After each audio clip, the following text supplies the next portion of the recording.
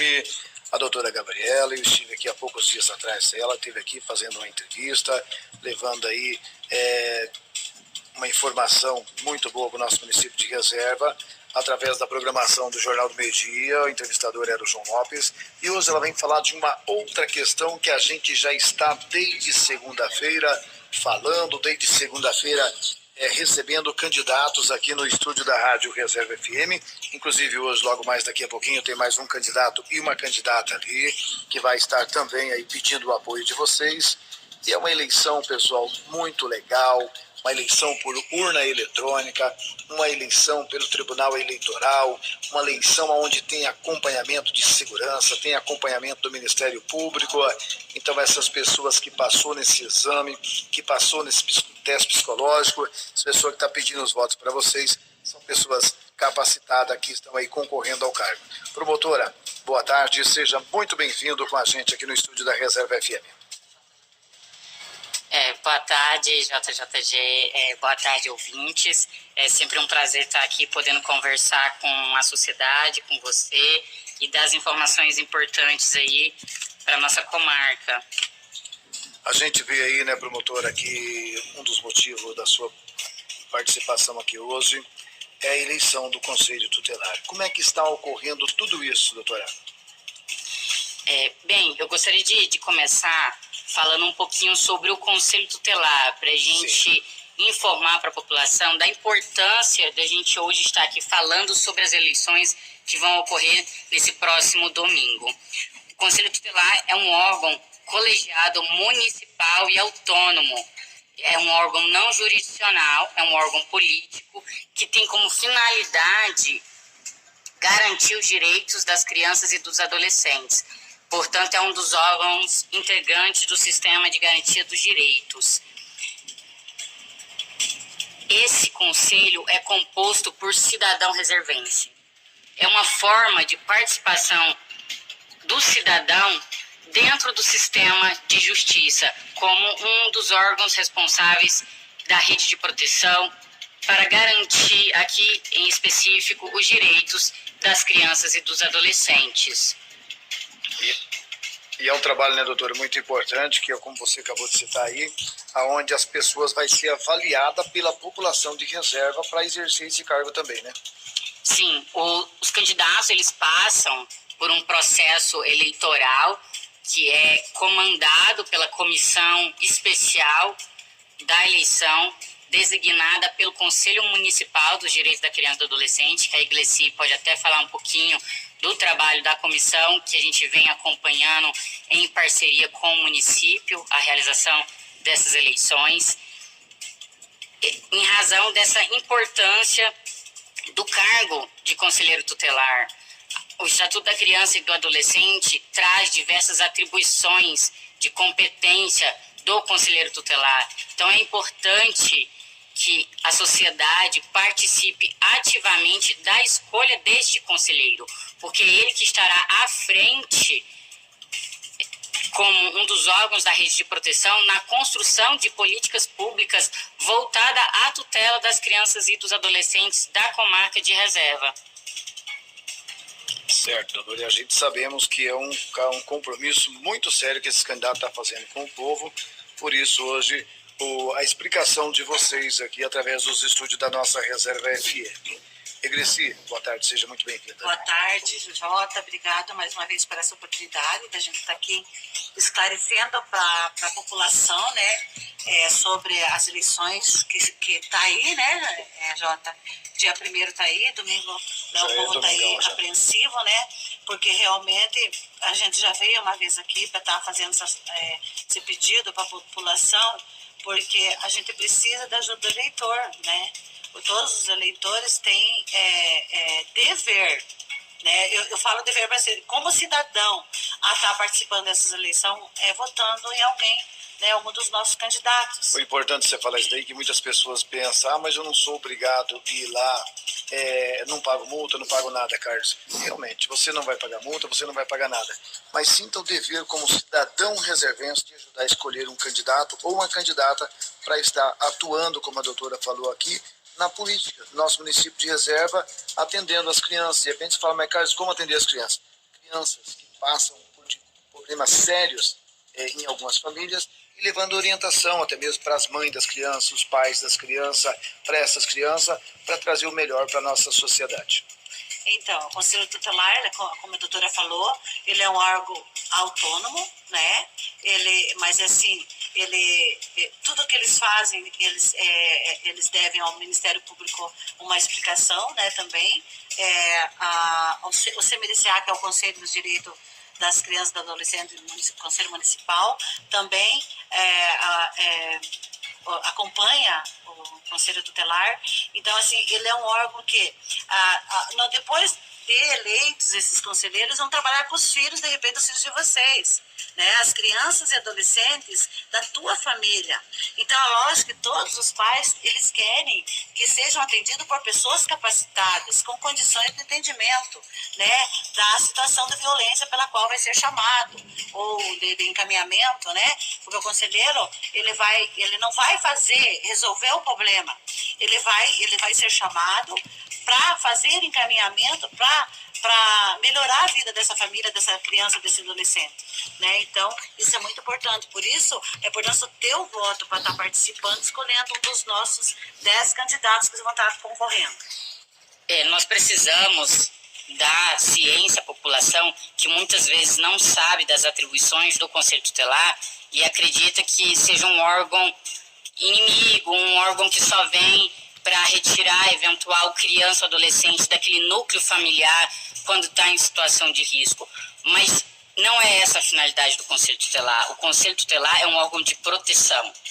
Por isso, o Estatuto da Criança e do Adolescente prevê medidas de proteção que poderão ser adotadas de imediato pelo Conselho Tutelar para auxiliar aquele núcleo familiar a se restabelecer, a reestruturar e minimizar a vulnerabilidade que aquele núcleo se encontra, fazendo, como a Iglesia mencionou, os encaminhamentos devidos para os demais equipamentos da rede de proteção, por exemplo, encaminhamento ao CREAS, ao CRAS, para assistência social, para a saúde, inclusive ao Ministério Público, quando é necessário uma maior intervenção naquele núcleo familiar, como eventual medida de proteção de afastamento temporário, porque o objetivo do Estatuto da Criança e do Adolescente, de todos os órgãos de proteção, dentre eles aqui coloco o Ministério Público, é reintegrar aquela família. É que quanto mais cedo possível aquela criança ou adolescente retorne ao núcleo familiar.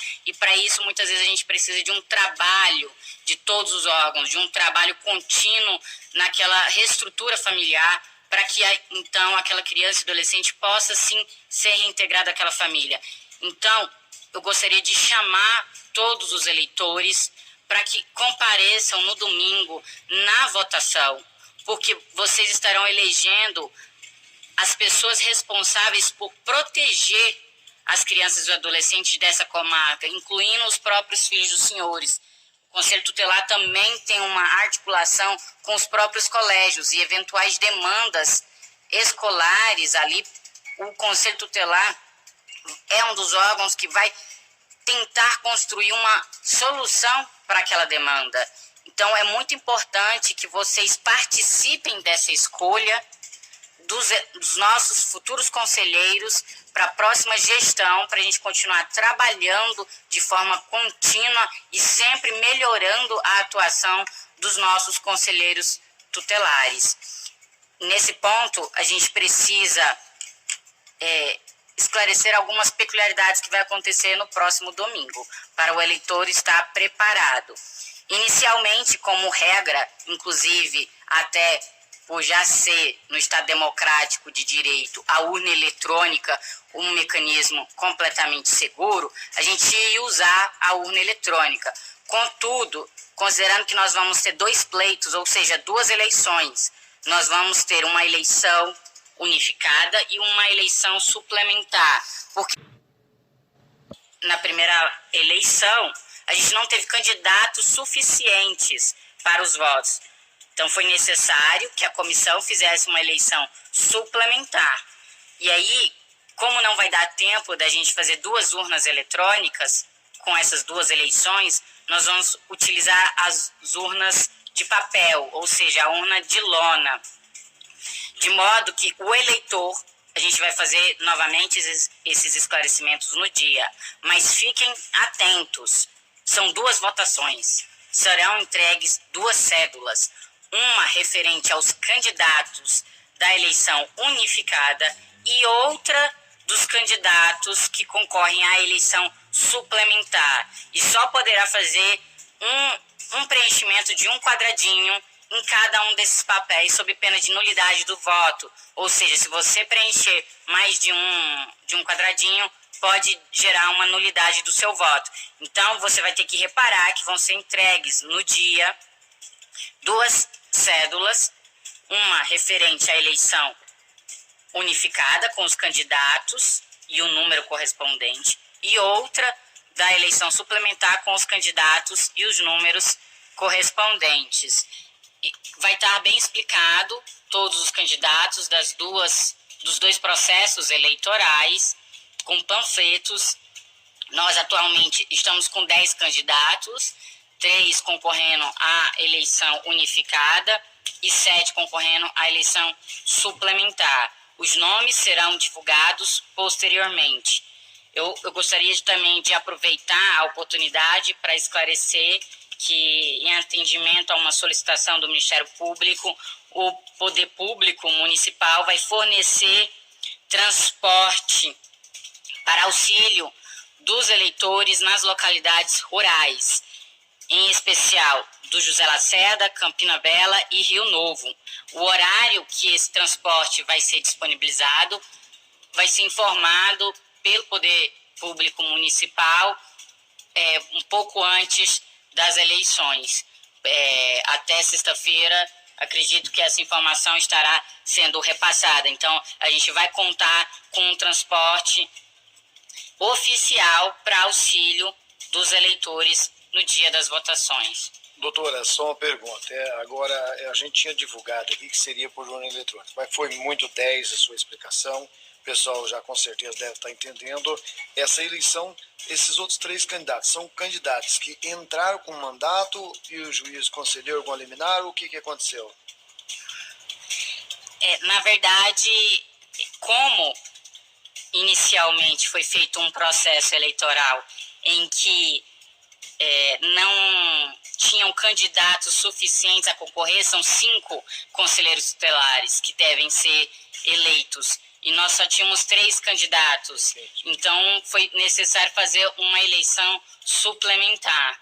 Aí, no momento, nós temos um dos candidatos com uma liminar, e aí ele retoma o processo eleitoral também, e vai ser um dos candidatos. Então foi 2 avaliações. Passou 3 candidatos, daí não deu a quantidade e foi abrido novamente, né? Isso, aí foi feita uma suplementar, porque a gente precisa de 5 conselheiros tutelares. No mínimo, né? Isso, no mínimo. No mínimo 5. Então, ao total, hoje, entre as 2... Temos 10 candidatos. O pessoal vão votar. Então tá aí, promotora de justiça, levando a informação correta para você, que está nos acompanhando através da nossa Reserva FM, Jornal do Meio-Dia. Foi muito importante. Eu até entrei nesse assunto, porque durante esses dias os candidatos teve aqui, a gente chegou a comentar que a votação seria por urna eletrônica. E daí agora a promotora falou que é por cédula, por isso eu fiz essa pergunta para ela. Doutora, mais alguma informação sua? Eu queria... Você à vontade. Obrigada, Jota. Eu só queria reafirmar a seriedade da votação e da confiança. A gente vai acompanhar a lacração da urna, a contabilização, os fiscais designados pelos candidatos vão participar da contagem de votos. Então, o Ministério Público também, junto com a comissão eleitoral, com a comissão especial dessa eleição, vai garantir a lisura dessas eleições. E eu gostaria apenas de reforçar alguns comportamentos que a gente tem que ter atento, que é vedado aos candidatos, especialmente aqui eu vou focar no dia das eleições.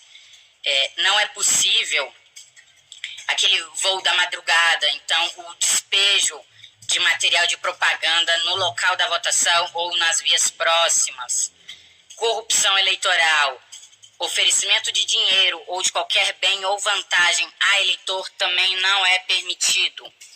boca de urna, candidato que fique próximo no local de votação, tentando angariar e aliciar eleitores, não é permitido.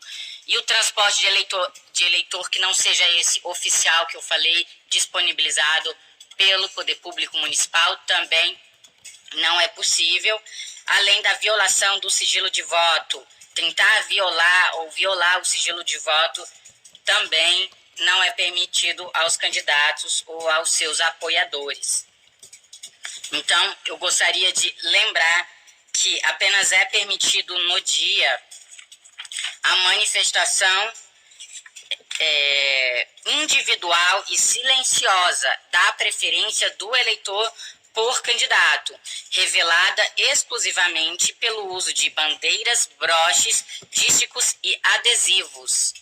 E é apenas isso que é permitido ao eleitor no dia da votação. E qualquer cidadão que tome conhecimento dessas atitudes vedadas por qualquer dos candidatos, inclusive abuso de poder econômico, de poder político partidário, de poder religioso durante as propagandas eleitorais, deverá comunicar à Comissão Especial da Eleição, responsável por acompanhar esse processo eleitoral, bem como poderá comunicar ao Ministério Público. Tá aí a explicação para vocês. Aí vocês estão vendo que são uma coisa com muita seriedade, um trabalho sendo feito antecipado. Vocês, candidato, peçam o seu voto antecipado, saia, conversa com seus eleitores, porque senão na última hora pode causar problema até mesmo para vocês. Então, Jota, o local da votação, no Polo UAB, ao lado do colégio da Escola Coronel, ali ao lado da Biblioteca Pública. Então vai ser, todas as urnas serão ali no Polo mesmo. A gente deixou todas ali para facilitar para o eleitor, né? Então, a partir das 8 horas já vai ser aberto, né, para votação. Então você já está convidado a vir de manhã já, né? Que a gente até comentando com a doutora ontem, né? A gente tem uma expectativa aí grande dos eleitores que vão estar colaborando e participando dessas eleições. Apesar que nós temos a festa do município, né? Mas essa festa você pode vir, votar para o seu candidato e pode festar depois, né? Com certeza, então, assim, tudo rápido. A partir das 8 até as 17 horas no Polo UAB, tá? Então, esse é o horário, o dia todo, né? A gente vai estar lá, vai ser acompanhado pelo Ministério Público, né? A doutora vai estar passando também, vai estar acompanhando todas as etapas, né?